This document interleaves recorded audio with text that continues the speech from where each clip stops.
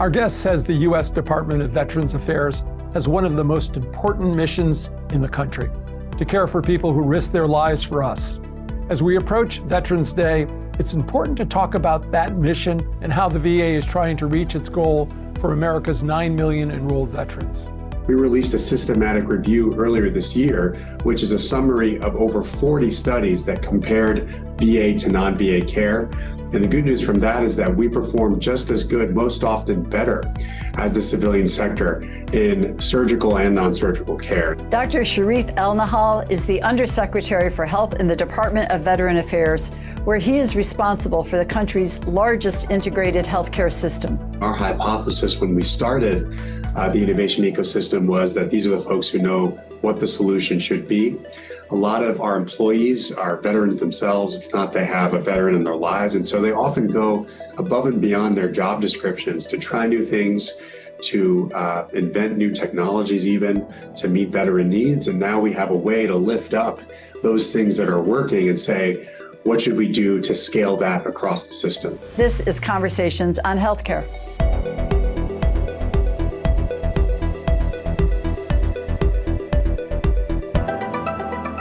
Welcome, Dr. Elnahal, to Conversations on Healthcare. Thanks so much for having me. You know, you direct the healthcare system with an enormous annual budget, approximately $102 billion. I wonder if you could tell our listeners what are the metrics and data telling you right now about how that care is being delivered, and what do the outcomes look like? Well, I really appreciate having the opportunity to serve veterans across the country. You mentioned 9 million enrolled veterans, over 6 million of them regularly get most of their care within VA. And the good news is we're held to the same standard as private sector and civilian sector institutions on quality and patient safety ratings. And so 67% of VA medical centers, as just one example, get either 4 or 5 stars out of 5 in the Center for Medicare and Medicaid Services overall hospital quality rating. They also have a star rating that they release on patient experience, and 72% of our medical centers get either 4 or 5 stars on that rating alone. And so that compares to less than half of civilian sector hospitals in both of those metrics. On top of that, we released a systematic review earlier this year, which is a summary of over 40 studies that compared VA to non-VA care. And the good news from that is that we perform just as good, most often better, as the civilian sector in surgical and non-surgical care. And so we have the same benchmarks that the rest of the American healthcare system uses to assess quality of care. And we're so proud to know that our medical centers stack up and do even better than the civilian sector. Well, that is very impressive, and thank you for sharing those results with us. And you have also just announced that the VA and 13 community health systems have pledged to share data to improve veteran healthcare. Tell us how this will work, what brought about the initiative, and what do you think this will do in terms of being a model for the rest of the healthcare sector? Well, a lot of folks don't necessarily know that about a third of the care that we offer to veterans, we actually purchase from private sector and civilian sector partners, our academic affiliate institutions, higher volume institutions that see a lot of our veterans and take care of a good scope of our veterans' care. And so because of that, the need to coordinate that care and share information seamlessly back and forth is just absolutely critical. Right now, we still use some of the archaic technologies like e-fax and snail mail. We really need to move into the next generation of technology here. And these 13 health systems are going to tell us and work with us on building that seamless exchange of information. On top of that, we want to build a system that they can query to understand whether they're in front of a veteran or not, whether their clinicians are caring for one of the veterans in our system. And for those veterans to get information about our programming about the PACT Act, the new law that the president signed last year that allows us to be there for veterans exposed to toxic substances, our programming on suicide prevention, and so much more. So I want to thank those 13 health systems for working with us on this pledge. Can you share a few of what are those community health systems? Maybe a few to give our listeners a sense around the country of where those systems are? Absolutely. We have Mass General Brigham up in Boston, Kaiser Permanente in California, Sanford Health that serves the Dakotas and a lot of the rural areas in the middle of the country. And Inova Health, right here in the DC area, a number of really important health systems, very large footprints, and very advanced in the technology that they do. And so those are just some examples. That's a great partnership you have. You know, the country's facing issues around COVID as a wave sweeps across the country and around the globe. And the VA is reporting that active COVID cases among patients have been up more than 200% in the last 2 months. Roughly 4,000 cases in the system right now. Of course, that's still below the numbers you saw during the pandemic. But I wonder if you could update us on efforts to encourage vets to get vaccinated for COVID and for the flu as well. Yeah, so I want veterans to know that we are never complacent when it comes to tracking the status of where we are with COVID-19, but also the flu and so many other transmissible infectious diseases. We have systems that we review literally every day to make sure we're not seeing significant trends upward. And if we are, what we need to do to prevent further spread. You mentioned vaccination. It is one of the most important things veterans, family members, caregivers can do to protect themselves against severe outcomes from this disease. And in fact, there's really strong data that shows that if you're vaccinated and up to date with your vaccination, remember that the latest booster was just released a few weeks ago for use across the country. And if you get infected and start on a regimen of Paxlovid, you're very, very unlikely to pass away or have a severe outcome from COVID-19. So thankfully, we have a lot more tools now, and we want veterans to know we offer all of them to you. Well, Dr. Elnahal, a very sobering statistic to point out is that we're losing 17 vets a day on average to suicide, according to the latest data. And you've announced that you're focused on improving suicide prevention initiatives. We would welcome you commenting on some of those initiatives, both traditional ones that you may be expanding. Also, are there any novel or innovative approaches that you're taking? I understand that you've incorporated some complementary and alternative strategies into your program. Share with us the range of those initiatives. Hey, thank you for asking about that, because it is my most important clinical priority for veteran care and also our most important public health priority to really reduce veteran suicides to the lowest extent possible. Even one veteran dying by suicide is one too many. Every single veteran suicide is a tragedy that we have to learn from. And we are doing that to the extent possible every single day. And we really have three prongs to our approach in reducing veteran suicide. The first is to make sure that crisis care is available to any veteran who needs it, no matter where they are. And our Veterans Crisis Line is on first with that. It's a much easier number to remember now. It's 988. And if you're a veteran, press 1. You get connected to a professional on the other end who can help you through that crisis and help you understand that there's a reason to keep going and a reason to live, and then connect you to VA care that's needed after that. On top of that, our emergency rooms, our clinicians and medical centers across the country are there for you. It is okay not to be okay. There's a stigma around mental health. For veterans, it could be life-saving to encourage a battle buddy, or if you're a caregiver loved one, to encourage that veteran to seek healthcare. We also have really important community coalitions that we are funding across the country. We've now given out more than $50 million in grants this year alone to community organizations that help fortify a veteran's social and support network to be protective against the risk of suicide. And finally, and very importantly, the work we are doing on gun safety and lethal means safety. We hand out gun locks with every opportunity we have. This isn't us wading into any type of political debate on guns. It's just allowing for a few extra seconds to minutes to help save that veteran's life.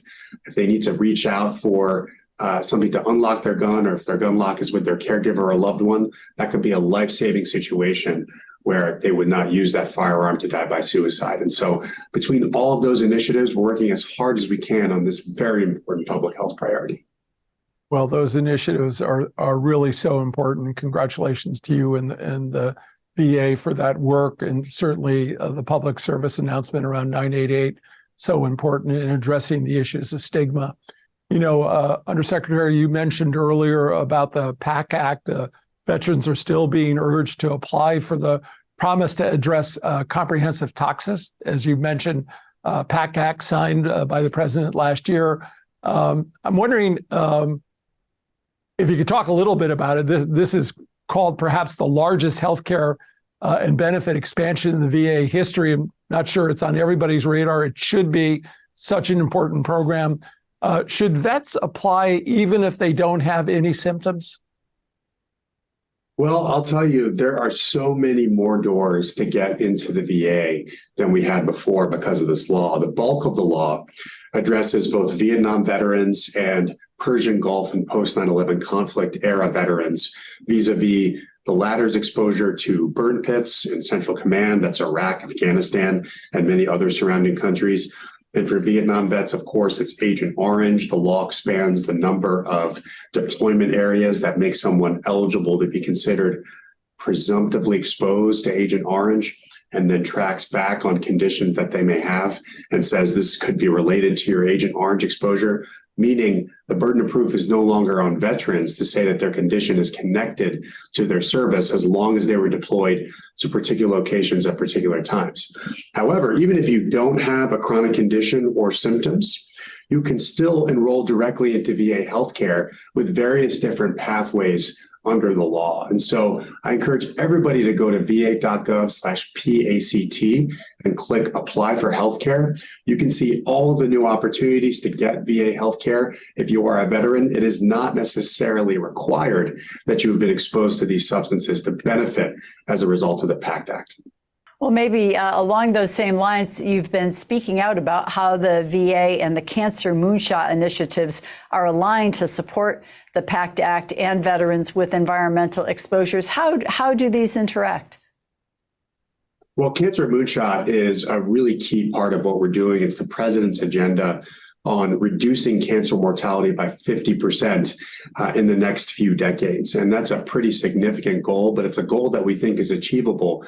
And VA can really contribute to that goal. The first thing is that we have researchers who are doing incredibly innovative and important work, expanding all clinicians' pie of knowledge across the country. We're affiliated with almost every single academic medical center and medical school in the country with the faculty needed to find more answers and develop new therapies. On top of that, the PACT Act, especially folks who are exposed to burn pits in Iraq, Afghanistan, and Central Command, adds many, many cancer conditions as related to that burn pit exposure. So if you were deployed to anywhere in Central Command, either in the first Gulf War or in the post 9/11 conflicts, and you have one of the many cancers added as presumptive conditions, we will assume that you've been exposed to burn pits and therefore that your cancer is related to your service if you apply for VA benefits. And so really want folks to know that part of the Cancer Moonshot is allowing so many more of these vets with cancer to get VA benefits and healthcare. Well, that again is another important resource for veterans, and we're glad you're leading the way on that. You're facing a lot of challenges. Another one of them is the federal government shutdown in less than a month, and we realize that you and your colleagues must be ready for whatever happens. I'm wondering, for a veteran who's listening, what should they know about what will and will not be affected if there is a shutdown? We hope there's no shutdown, but hope for the best and fear the worst. I know, so you're always planning. What can you tell a veteran? Well, thankfully, Congress anticipated that a shutdown, if we were beholden to it in the healthcare system, could be really crippling to VA healthcare. And because of that, we have something called an advanced appropriation. Essentially, that is money that carries over into the next fiscal year that allows our hospitals, clinics, and healthcare delivery mission to continue even if there is a shutdown. And so the basics of your healthcare as a veteran will not be disrupted if a shutdown ends up happening. So that's the first and most important good news there. However, there are other components of the VA that might be affected. Certain elements of our Office of Information and Technology cannot start new deployments of technology that can be particularly helpful for veteran care. We also have other components related to outreach and making veterans aware of all of the care options that they have in the VA. A lot of that outreach has to stop during a shutdown. And all of that indirectly leads to more and better healthcare when we're able to do it. So if we're not able to do it, we get concerned. And so especially on an extended shutdown, we might start to see some of those impacts on veterans. And so I really do hope that Congress passes a budget. The president and Congress are really trying to work on this. And when a speaker is elected, hopefully we'll be able to get those conversations started again. Dr. Elnahal, I know another area that you're highlighting is that the VA has reduced the number of veterans who are prescribed opioids by 67% since 2012, which we look back at as kind of the height of the opioid prescribing crisis. Yet more than a third of veterans who use the VA say they live with chronic pain. How have you accomplished the reduction while also adhering to the very important principle of treating the pain? Yeah, we're really proud of our opioid safety initiative. We know that a large number of veterans and people more generally in the United States start their journey into opioid addiction with a prescription, with a bottle they get of these opioids for their care conditions. And if that initial prescription ends up being longer than a patient or a veteran needs, or higher doses than what a patient or veteran needs, that could lead to dependence, which could end up leading to addiction. And so stopping prescriptions when they are not needed for things like chronic pain, or at least limiting their duration, is a major way to prevent addiction to the extent that we can across the country.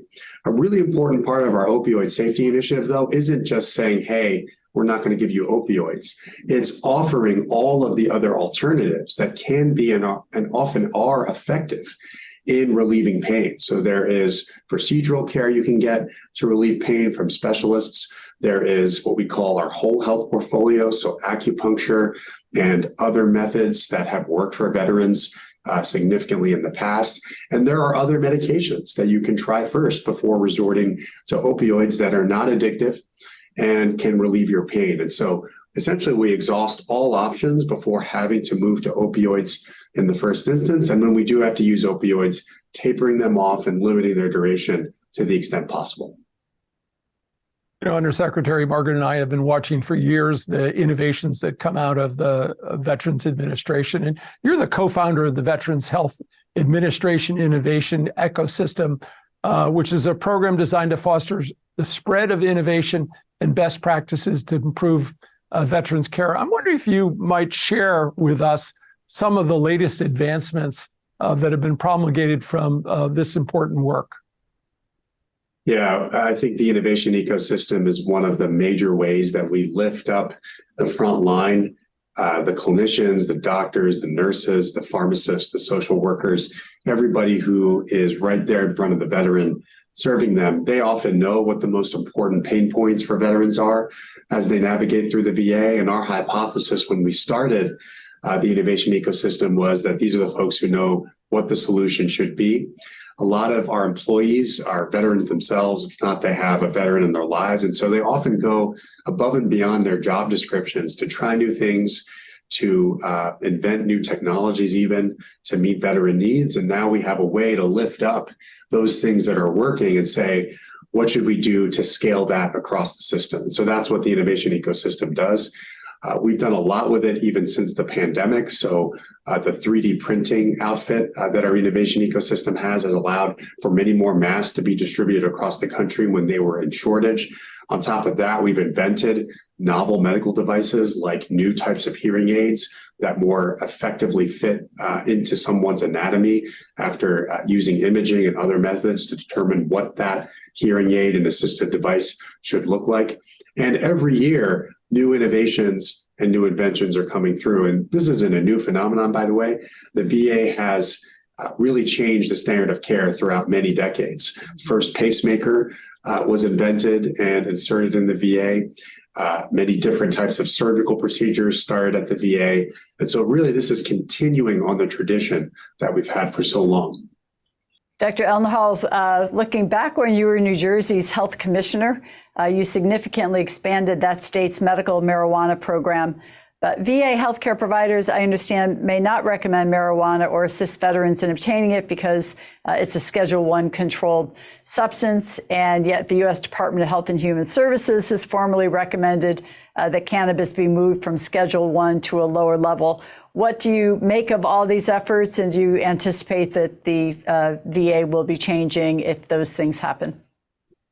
Well, you mentioned the main barrier, which is that it is currently federally illegal and currently scheduled as a Schedule I substance, meaning that especially as a federal agency, we unfortunately at this time are receiving guidance that we cannot recommend the therapy from our clinicians or engage in state programs. However, you also mentioned that the president has asked the DEA to look into rescheduling cannabis for possible use medically. There's also the possibility that research could be done increasingly if that happens in our system. And we recently reached out to both the Attorney General and to the Secretary of Health and Human Services, indicating that we are ready and able to conduct clinical trials in this if and when they make their regulatory decisions. And so we know that certain conditions have a lot of promise, things like chronic pain and even mental health conditions like PTSD could possibly benefit from cannabis therapy, but we don't know the answer to that unless we do rigorous clinical trials and build the evidence behind it. And the VA would be willing to engage in that should those other agencies make those moves. Well, doing clinical trials is so important. We learn so much from them, and that will be very important. I want to keep you back in New Jersey, where you led the University Hospital in New Jersey. And you started a program, a very exciting one, that deploys trusted chaplains as community health workers. You know, we just had CDC Director Cohen on, who talked about the importance of someone you trust in terms of decision making. I'm wondering if you could just tell us more about this program. It sounds so interesting. Yeah, well, we knew that chaplains in Newark were among the most trusted people, leaders of faith in all denominations and all faiths, really were able to congregate communities. It was often one of the most effective ways for us to spread the word on healthy habits, access to healthcare within our institution. And the good news is that chaplains exist all over the country within the VA as well. In fact, our National Chaplaincy Service Director reports directly to me, and she's definitely building an infrastructure and trying to support our chaplains across the country. That program at University Hospital combined a role with existing chaplains and had them become community health workers, which requires a certain degree of training and literacy and health issues. And that was a really effective combination there. And so we're always looking at similar ways that our chaplains within the VA can become a more and more important part of a veteran's care, knowing that a lot of veterans' faith is so important to them. That could be a real effective avenue to increase their healthy habits and improve their health. And a very creative approach. Congratulations on that one. You know, a former Undersecretary of the Navy once said that she gets upset when everything focuses on the negative about military service. And others have expressed that sentiment as well. They think it's wrong to assume every veteran is quote, broken. Are they right? Do you think that we as a country are overlooking the positive aspects of service, even the positive physical and mental parts of it? Well, what I'll tell you is that from the veteran standpoint, this narrative of the broken veteran is just so wrong on so many levels. The fact that veterans serve our country, it's a selfless act in and of itself to put yourself in the voluntary service to defend our country. On top of that, when they get through that service and they come home with trauma and they come home with conditions, they have to go through a really tough process in getting over those issues. And that ultimately makes them stronger. That does not make them weaker. And so I reject the narrative of the broken veteran wholeheartedly, knowing that veterans end up being stronger than the rest of us because of their journey overcoming their trauma. And for the VA and for me to have at least a small part in helping veterans do that across the country is my life's professional honor. But no, our veterans are not broken. When they need our assistance, it's actually our obligation, because this is the care that they earned and deserve, because they sacrifice so much for us. And they end up coming out of that much stronger individuals. Oh, we like that positive attitude. Undersecretary Elnahal, you have such a remarkable personal story and career. I'm wondering how did you get interested in medicine? And then how did you specifically get interested in the work at the Veterans Affairs? So my story of getting into medicine actually was inspired by, one kid that I mentored in Baltimore who had type 1 diabetes. I grew up with type 1 diabetes myself and volunteered to teach a class on self-management at a local federally qualified health center in Baltimore. And he worked with me over a matter of months. We really improved his blood sugars. And then I got a really tragic call from his mother that he actually passed away. And I asked her, oh my God, was it from his diabetes? And her answer was, no, he had actually, unfortunately, joined a gang and ended up being murdered. And so it really taught me, in a very, very emotional way, that the social circumstances around folks can be the thing that ultimately has much more bearing on their health and their outcomes than the day-to-day and managing their healthcare within our clinic walls. And so not only inspired me to go into healthcare and become a physician, but also to look at other ways that I could serve in a broader way. And so to do this now for veterans is just my life's professional honor. And my journey into management and policy stemmed from that direct experience. What levers can we pull as a society within government, but also even at the institutional level to make life better for people? And to be able to do that for veterans is just an incredibly important opportunity to me. You mentioned federally qualified health centers. One of the many hats we wear is a federally qualified health center. And one of the most important days of the year for so many of our staff are our work with Stand Down, which is so important here in our state. But I know other federally qualified health centers are privileged to serve our veterans. So thank you for the work that you've done and also that work for that young child. Mm-hmm. Thank you so much. Dr. Elnahal, I think we might have time for just one more question. So if I may, I have always been moved by I think it's part of statute that part of the mission of Veteran Affairs is to provide the health care for those who have served the country and to train them and to also train the future healthcare providers for the people of the country. You have such a strong reputation as a health profession training system within the United States. Anything new you'd like to share with us about innovation on that front, changes in your training programs or your strategy for addressing all the workforce shortages that we hear about from primary care to nursing to specialties? We'd love to give you a moment to comment on that. You're right to highlight our training mission as among our most important healthcare missions that we have. I actually became exposed to VA as a physician because my first rotation on the wards was actually at a VA medical center. And that's actually when I met a veteran who traveled more than an hour with crushing chest pain just to get there. And we all knew he was having a heart attack, as did he when he arrived, because it was his second one. And so, of course, when we asked him after he was stabilized why he drove that far to get to the West Roxbury VA, he told us that he would not trust any other institution with his healthcare. And so that was such a meaningful moment for me. It allowed me to understand how important the institution of the VA was. And it turns out that 70% of physicians have at least part of their training at one point in a VA. Right. So many more nurses do. So on the front of innovation, we've expanded many more slots in nursing residencies to get and foster that same level of talent on that side. And it's just so critical to our overall staffing and workforce mission to be a preeminent training institution. Undersecretary Elnahal, thank you for joining us today. And thanks to our audience. Be sure to go online to chcradio.com to sign up for email updates. You can also share your thoughts and comments about this program. Undersecretary, thank you so much. Thanks so much for having me.